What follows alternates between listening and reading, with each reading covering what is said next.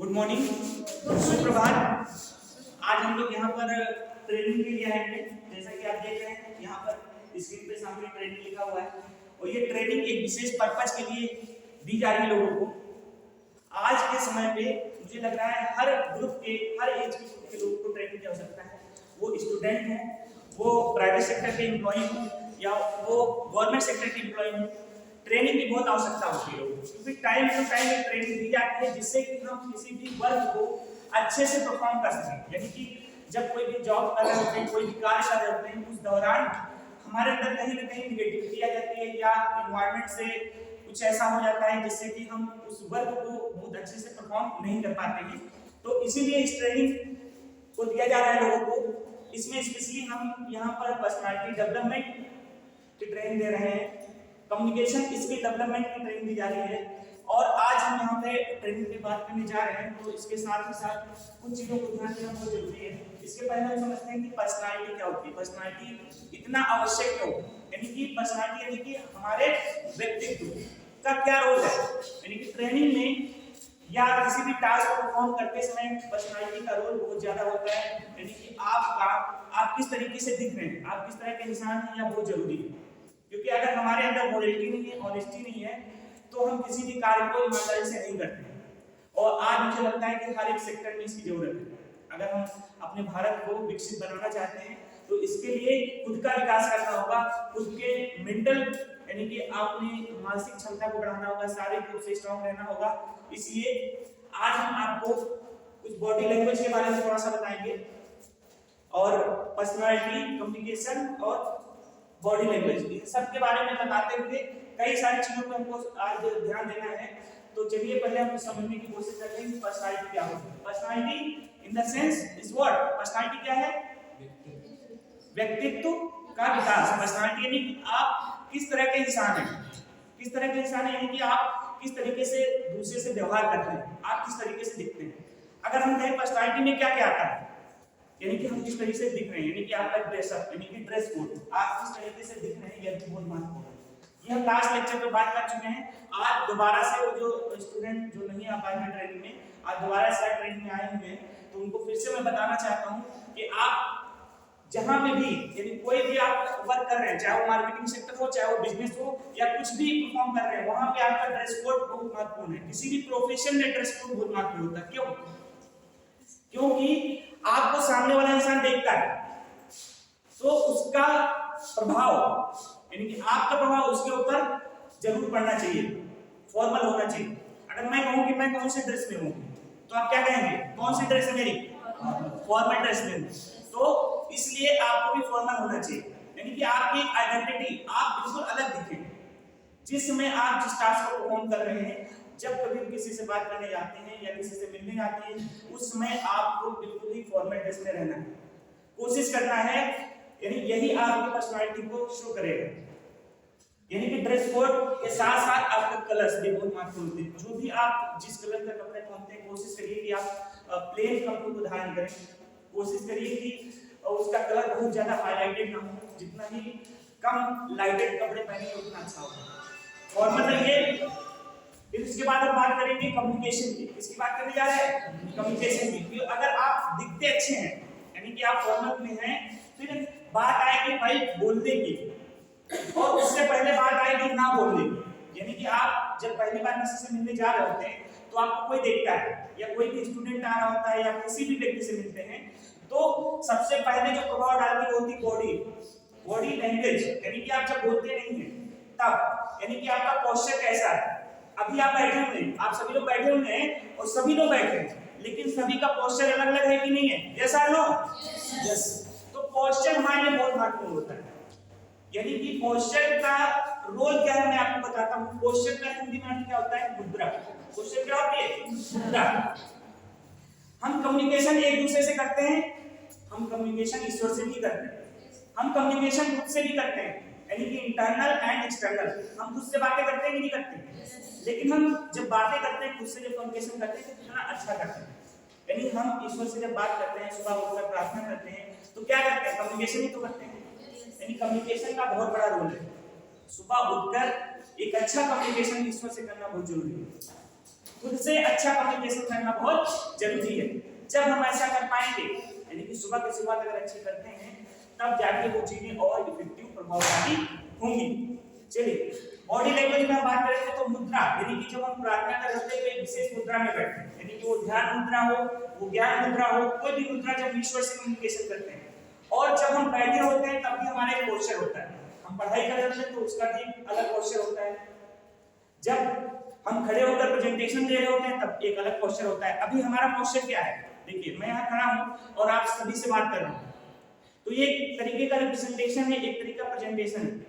अभी मैं ना बोलूं, सिर्फ मैं खड़ा रहूं यहाँ पर, तो अलग अलग पोस्चर में खड़ा रहूंगा। मैं हाथों को फोल्ड करके खड़ा हो सकता हूँ, मैं पॉकेट में हाथ डाल के खड़ा हो सकता हूँ, एक पैर को इस तरीके से रख के खड़ा हो सकता हूँ। लेकिन सबसे अच्छा तरीका क्या हो सकता है? सबसे अच्छा तरीका वो है जब हमारे बॉडी बिल्कुल ही रिलैक्स होती है, यानी कि हम रिलैक्स रहें, सामने वाला आपको जब देख रहा होता है तो बिल्कुल रिलैक्स महसूस करें, यानी कि आई कांटेक्ट बहुत जरूरी है। जब भी आप किसी से मिलते हैं, अगर आप प्रेजेंटेशन पब्लिक स्पीकिंग कर रहे हैं तो उसमें इस चीज को बहुत ध्यान रखना होता है।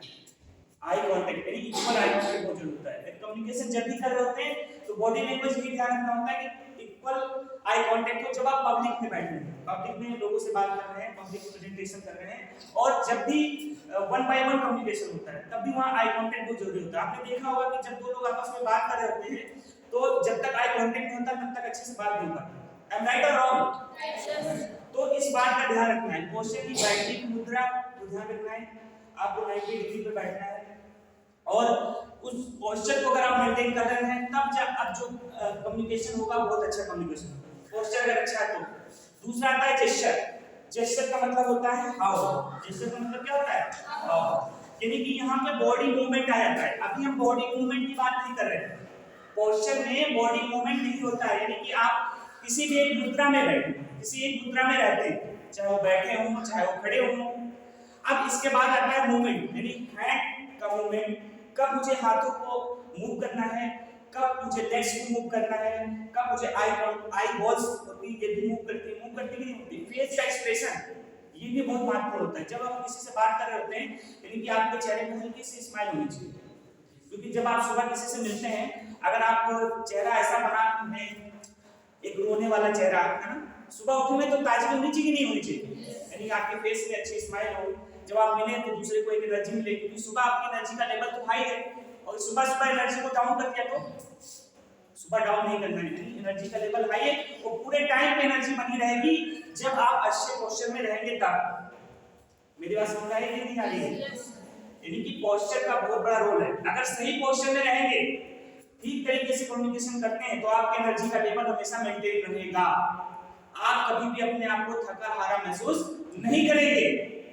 और जेस्चर यानी हाव भाव का ध्यान रखेंगे, अपने फेस एक्सप्रेशन का ध्यान रखते हैं, किस तरीके से बात करना है, अगर इन चीजों को ध्यान में रखते हैं तो कहीं न कहीं ये क्या हो रहा है? पर्सनालिटी डेवलपमेंट ही हो रहा है, यानी आपके व्यक्तित्व का निर्माण हो रहा है। तो आप थोड़ा बहुत जरूर समझ में आ रहा होगा भाई व्यक्तित्व क्या होता है। यानी एक अच्छे व्यक्तित्व के निर्माण के लिए उस व्यक्ति का ठीक ढंग से, ठीक तरीके से कार्य करना बहुत जरूरी है। अगर आप किसी भी चीज को प्राप्त कर रहे हैं, चाहे वो नॉलेज हो या कोई एक्टिविटी कर रहे हैं, तो उसके लिए तरीका बहुत जरूरी है। मेरी बात समझ में आ गई? अगर बात समझ में आ रही है तो फिर से एक बार हम चीजों को रिवॉल्व करने की कोशिश करते हैं, यानी कि पर्सनालिटी के व्यक्तित्व को समझने की कोशिश करते हैं कि व्यक्तित्व आप हिंदी चाहे इंग्लिश में देखिए चाहे हिंदी में देखिए, पर्सनालिटी यानी कि पर्सन को डिफाइन करता है। क्या डिफाइन करता है? पर्सन, यानी कि पर्सनालिटी बताती है किस तरह के इंसान है आप, पर्सन ही व्यक्ति है। और हिंदी में देखेंगे तो क्या बता रहा है? व्यक्तित्व। क्या दिखा रहा है? यानी व्यक्ति का व्यक्तित्व कैसा है, और ये व्यक्ति और तत्व को अलग कर दोगे तो यहाँ व्यक्ति और तत्व अलग अलग दिखेगा। आप किससे बने हैं? तत्वों से बने हुए हैं, यानी कि हम किससे बने? पंच तत्वों से। और आप ये क्या डिफाइन कर रहा है कि तत्व जो होते हैं वो अपनी ड्यूटी, अपनी मोरालिटी, अपने स्ट्रक्चर, अपने पोस्चर को हमेशा मेंटेन रखते हैं। आप देख सकते हैं कि कोई भी तत्व, किसी तत्व का नाम लीजिए, या तो सॉलिड होगा या लिक्विड होगा या गैस या plasma, any kind of state, and वो अपने पोस्चर को हमेशा मेंटेन रखता है। अगर वो अपने स्ट्रक्चर में नहीं रहेगा, अगर वो अपनी जो रिवॉल्वेशन कर रहा है, ये इलेक्ट्रॉन अपने सेल्स यानी सेल्स में घूम रहा है, अपनी कक्षा में घूम रहा है, अगर वो घूमना बंद कर देगा तो उस मटेरियल का अस्तित्व ही खत्म हो जाएगा। इस सोलर सिस्टम की चाहे पूरे बड़े सिस्टम की बात कर लो या छोटे से सिस्टम की बात, एक छोटे से कण के स्ट्रक्चर को आप देखिए और चाहे बड़े स्ट्रक्चर को देखिए, हर एक कण प्रकृति का हर एक मोमेंट आप देखिए, नेचर को देखिए और समझने का प्रयास कीजिए। पूरी निष्ठा और ईमानदारी से काम करने की नहीं करते। उनके पास बुद्धि है नहीं, लेकिन इंसान के पास तो बुद्धि है। अगर आपके पास बुद्धि है, अगर विवेक है, तो क्या हम एक सही निर्णय नहीं ले सकते? तो आप क्यों परेशान है? अच्छा, मैं आपसे पूछूं कि भाई इंसान की सबसे बड़ी समस्या क्या है? आप परेशान हैं, सभी लोग कहते हैं कि हम परेशान हैं। तो इस प्रश्न का अगर उत्तर पूछा जाए कि परेशानी का हल क्या है, आप अगर कहें हमसे कि सर मैं परेशान हूं, मैं पर्सनालिटी डेवलपमेंट नहीं कर पा रही हूं या नहीं कर पा रहा हूं, कम्युनिकेशन स्किल डेवलप नहीं हो पा रही है, या अच्छा बॉडी लैंग्वेज नहीं है, या हमारा भाग्य अच्छा नहीं है, हम चीजों को अच्छे नहीं कर पा रहे हैं, चीजें हमारे साथ अच्छी नहीं हो रही है, जो परेशानी जो समस्या है हर इंसान की है, तो इस प्रश्न का उत्तर एक ही है सर। आप कहेंगे तो सर क्या करना चाहिए? पूछिए क्या करना चाहिए? इसका हल किसी के पास है? इस प्रश्न का उत्तर कोई दे सकता है? एनीवन? समस्या का समाधान बस इतना है। आप कहेंगे कि सर क्या करना चाहिए, तो मैं बस यही कहूंगा आपको वही करना चाहिए जो करना चाहिए। आप वो नहीं कर रहे हैं जो करना चाहिए। आप कर तो रहे हैं लेकिन आप वो नहीं कर रहे हैं जो करना चाहिए, या वो कार्य जो आप कर रहे हैं वो तरीके से नहीं कर रहे हैं, इसीलिए आपका रिजल्ट नहीं आ रहा है, इसलिए आप अपनी पर्सनालिटी डेवलपमेंट को नहीं कर पा रहे हैं। अगर वो चीज अच्छी एक ट्रेनिंग आपको दी जा रही है, आज मैं एक अच्छी ट्रेनिंग प्रोवाइड कर रहा हूं, अगर मैं कुछ अच्छा करने की कोशिश कर रहा हूं, मेरा वीडियो देखने के बाद भी, मेरी बताई हुई चीजों को देखने के बाद भी, समझाने के बाद भी बहुत सारे लोग लाइक नहीं करेंगे, बहुत लोग सब्सक्राइब नहीं करेंगे, कोई बात नहीं है, आप ना लाइक करिए ना सब्सक्राइब कीजिए, लेकिन जो मैं बता रहा हूं कम से कम उसको समझ तो लीजिए। आप लाइक और सब्सक्राइब इसलिए नहीं करेंगे क्योंकि आपको लग रहा होगा कि कहीं ऐसा ना हो कि मेरे सब्सक्राइब करने से इनके व्यूअर बढ़ जाए, इनका फायदा हो जाएगा, है ना, इनका चैनल चलेगा। भैया आपके एक सब्सक्राइब करने या न करने से मेरा चैनल नहीं रुका हुआ। आप एक सब्सक्राइब कर देंगे तो आपके अंदर हाँ जरूर ये चीज है कि आपकी पर्सनालिटी अच्छी है, तभी आप सब्सक्राइब कर रहे हैं। That is soft skill. ये सॉफ्ट स्किल में आता है और ये दिखाता है कि हम अगर किसी के लिए कुछ अच्छा करते हैं, इसका अर्थ ये हुआ कि आप अगर किसी के लिए अच्छा करते हैं तो ईश्वर आपके लिए कुछ ना कुछ अच्छा जरूर करेगा। इसलिए अगर कोई भी इंसान कुछ अच्छा करने की कोशिश कर रहा है तो हम अगर अच्छा नहीं कर पा रहे हैं तो मुझे जरूर ये करना चाहिए कि भाई कम से कम थोड़ा सा सहयोग कर दें। अगर आप सहयोग नहीं कर पा रहे हैं तो आपको ये करना है, उस इंसान को डिस्टर्ब नहीं करना है, कम से कम उसके लिए समस्याएं ना बने। कोई भी ऐसा इंसान जो ऑनलाइन प्लेटफॉर्म पे वर्क कर रहा हो, चाहे वो ऑफलाइन कर रहा हो, अगर वो हार्ड वर्क कर रहा है या हार्ड वर्क नहीं भी कर रहा है, अगर वो ईमानदारी से कार्य कर रहा है, अगर आप उसकी थोड़ी सी तारीफ कर देंगे तो आपका कोई नुकसान हो जाएगा? कोई नुकसान होगा नहीं। अगर आपसे कोई हेल्प हो सकती है, कोई जरूरी नहीं कि आप पैसे से किसी की हेल्प करें, हो सकता है कोई ज्ञान, कोई नॉलेज, किसी विषय का ज्ञान कुछ तो आपके पास होगा जो किसी के काम आ सकता है, तो आप थोड़ा सा तो कर सकते हैं। तो वही जो थोड़ी सी चीज जो आप कर सकते हैं किसी के लिए, वही आपको करना है। और एजुकेशन सिस्टम में इस ट्रेनिंग की जरूरत है, शायद इसीलिए न्यू एजुकेशन पॉलिसी में इस चीज को ऐड किया गया है, लाया गया है। फिर भी कुछ बच्चे इन क्लासेस को अटेंड नहीं कर रहे हैं, तो मैं सिर्फ आपसे यही प्रार्थना करता हूं कि इन क्लासेस को जो ऑफलाइन यहाँ पे प्रोवाइड की जा रही है, जो ट्रेनिंग दी जा रही है, आपको अटेंड करना चाहिए। और उन बच्चों को जिनको इस चीज की सबसे ज्यादा जरूरत है, जो बच्चे गरीब हैं या फाइनेंशियल रूप से थोड़ा सा वीक हैं, उनको इस ट्रेनिंग की सबसे ज्यादा जरूरत है। अगर आप मिडिल क्लास से हैं, मिडिल क्लास फैमिली से हैं, अगर आप बहुत धनवान नहीं हैं, तो मुझे लगता है कि आपको गरीबी से बाहर निकलना चाहिए। अगर आपकी बुद्धि विवेक थोड़ा सा कम है और आपको लगता है कि हाँ हम ऐसा कर सकते हैं, तो आपको करना चाहिए। अगर आप पैदल चल रहे हैं तो आपको सोचना चाहिए कि मुझे साइकिल से चलना चाहिए।